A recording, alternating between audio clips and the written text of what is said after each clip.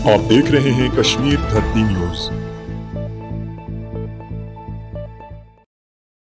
चश्मे दीद के साथ मैं हूं आबिद सिद्दीक। बे से बेवकूफ़ न बनाएं। जब मैं कायदा घर में पढ़ के स्कूल गया तो उस्तानी साहबा ने मेरा टेस्ट लिया और एक ही सवाल पूछा कि बे से क्या बनता है। मैंने रटा हुआ जवाब दिया कि बे से बकरी।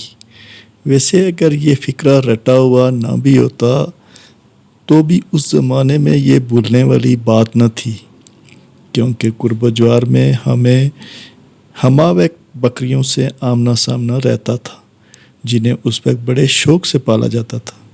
वैसे कायदे की तरतीब देने वालों ने उस ज़माने के लिहाज से इस अल्फाज का सही इंतखाब किया, क्योंकि ये एक ऐसा जानवर था जिसे हम देख भी सकते थे और पहचान भी सकते थे। यूँ सीखने सिखाने का ये अमल बड़ा अच्छा था। जिस चीज़ को आप पहचानते हों, जब उसी के नाम का पता चलता है तो उसे समझने में आसानी होती है।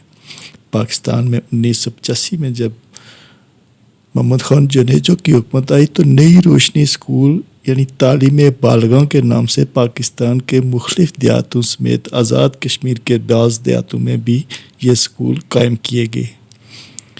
इन तालीमी इदारों में उम्र की कैद से मुबर्रा अनपढ़ लोगों को लिखना पढ़ना सिखाने का सिलसिला शुरू हुआ। ये स्कूल आम सरकारी स्कूलों की ही इमारतों में कायम किए गए, जहाँ शाम के औकात में क्लासेस होती थी।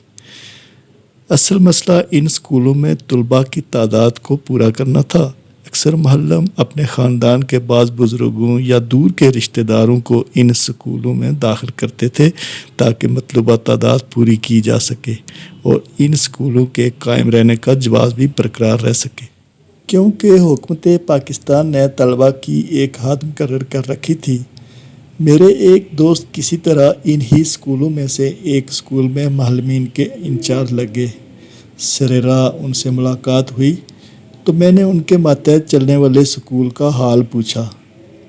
कहने लगे, एक मरहला तो तय कर लिया कि मतलूबा तादाद पूरी कर ली, लेकिन मेहनत बहुत ज़्यादा करनी पड़ रही है। मेरे दोबारा सवाल करने पर उन्होंने एक दिलचस्प वाक़या सुनाया। कहने लगे कि नई रोशनी स्कूल के निसाब में लाम से लोटा लिखा हुआ है, लेकिन हमारे स्कूल के ये बुज़ुर्ग तलबा लाम से करवा पढ़ते हैं, क्योंकि हम उन्हें हर उस लफ्ज़ से पुकारी जाने वाली चीज़ का नमूना भी दिखाते हैं। हम उन्हें बहुत समझाते हैं कि ये लोटा है, लेकिन वो नहीं मानते। कहते हैं दादी जान ने बताया था कि ये करवा है। यूँ असातिज़ा को ये कहकर हार माननी पड़ती है कि चलो करवा ही रहने दें। याद रहे कि करवा पहाड़ी ज़बान में लोटा ही को कहा जाता है। कोई 10 साल पहले ये वाक़या मुझे उस वक्त याद आया जब एक निजी स्कूल में ज़ेरे तालीम प्ले ग्रुप के बच्चे ने कुत्ते को देखकर शोर मचाया कि ये बकरी है। करीब खड़े शख्स ने उसे समझाने की कोशिश की कि ये कुत्ता है, लेकिन वो मानने को तैयार न था, क्योंकि उसका ख्याल था कि मेरी टीचर ने बकरी की जो निशानियां बताई हैं वो इस जानवर में पाई जाती हैं, मिसाल के तौर पर 4 टांगें, दुम, बड़े कान वगैरह। लेकिन थोड़ी देर समझाने के बाद वो समझ गया कि ये बकरी नहीं, लेकिन कुत्ता भी बकरी जैसा ही होता है। ये किस्से सुनाने का मकसद बस इतना है कि 50 साल कबल बे से बकरी पढ़ाई जाती थी तो इसका माकूल जवाब था कि उस वक्त बकरी की अहमियत थी और इस तक बच्चे की आम रसाई भी थी। लेकिन अब तो बच्चों की अक्सरियत ने इस तरह की चीज़ें देखी तक नहीं होती। यूँ बच्चों को 50 साल एक ही लफ्ज़ पढ़ाने का नतीजा क्या निकलेगा। ये तो एक बे की मिसाल थी। कायदे के सारे उरूहे तहजीब के मानी हर साल बदलने की ज़रूरत है, जिस पर काम न किया जा सका। हर साल बे से नया लफ्ज़ पढ़ने वाले बच्चे जब आपस में लफ्ज़ों का तबादला करते तो कई नए लफ्ज़ों का उन्हें पता चलता। यूँ से समर पढ़ाए जाने का असल मफहूम भी वाज़ेह हो जाता। हिसाब-साज़ी का बड़ा फुकदान है। 4 साल की उम्र में 3 ज़बानें सीखने वाले बच्चे को हकीकत में आप मादरी ज़बान के साथ साथ उर्दू से भी दूर रख रहे हैं। तमाम ज़बानों का मलगूबा बनाकर खिलाने से कुछ हासिल नहीं हो रहा। धीरे धीरे एक एक करके ज़बान सिखाई जाए। जिस ज़बान की जिस उम्र में जिस कदर ज़रूरत है, वही जैसे दवाई की खुराक कम से ज़्यादा की तरफ होती है।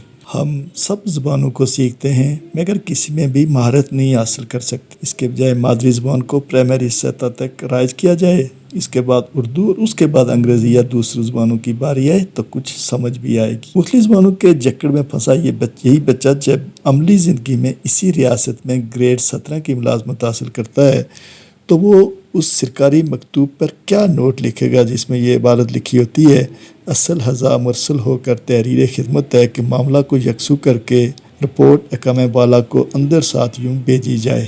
ہمارا المیہ یہ ہے کہ ہم نے ماضی یا مستقبل کی بجائے حال پر نظریں گاڑی ہوئی ہیں۔ ہمیں اس بات کا قطعاً علم نہیں کہ بچے کو پڑھایا کیا جا رہا ہے اور پڑھنا کیا چاہیے۔ کئی والدین نے کتابوں کے نام ان کی قیمتوں پر رکھے ہوئے ہیں، مثال کے طور پر جناب 550 والی وہ نیلی کتاب دے دیں، لیکن اگر حقیقت سے جائزہ لیا جائے تو اس میں قصور والدین کا کم اور تعلیمی اداروں کا زیادہ ہے۔ نجی تعلیمی اداروں نے اپنی پسند اور ناپسند کی بنیاد پر عالمی پبلشنگ اداروں کے نصاب کا انتخاب کر رکھا ہے۔ ان اداروں میں پڑھانے والے اساتذہ کرام مرد و خواتین کتاب کے صفحہ نمبر کو بچوں کی ڈائری پر غیر تیاری کا نوٹ انگریزی میں لکھ کر بچوں کو اس وصیت کے ساتھ رخصت کر دیتے ہیں کہ کل یاد کر کے آ جانا۔ والدین کے پاس اسکول بدلنے کا کوئی آپشن نہیں، کیونکہ سب ایک جیسے ہیں۔ باٹا اور سروس کی طرح اسکولوں کے بھی برانڈ بچوں کی شناخت بنے ہوئے ہیں۔ تعلیمی اداروں کے اندر بہت بڑے انقلاب کی ضرورت ہے۔ اب ڈگریوں کی نہیں مہارت کی مانگ ہے۔ ملٹی نیشنل کمپنیاں، عالمی ادارے اب نوکریوں کے لیے ڈگریوں کو نہیں آپ کی مہارت کو ترجیح دیتے ہیں۔ نجی تعلیمی اداروں سمیت سرکاری تعلیمی اداروں اور جامعات تک کو ریفارم لا کر زمانے کے ساتھ چلنے کی منصوبہ بندی کرنی ہوگی۔ ایک زمانے میں تعلیم بالغاں کے نام سے خواجہ محی الدین کا لکھا ڈرامہ چلا کرتا تھا جس کا ایک جملہ کہ زیر تعلیم کے پیچھے ہیں واہو لگا دو تو وزیر تعلیم بن جائے گا، آج کے نظام تعلیم کی عکاسی کرتا ہے۔ اب وقت آ گیا ہے کہ بیگ سے بیوقوف بنانے کا طریقہ ترک کیا جائے اور سے ثمر دیا جائے، ورنہ جعلیت کی طرف جانے والے راستے کی ساری رکاوٹیں خود بخود ختم ہو جائیں گی۔ آپ دیکھ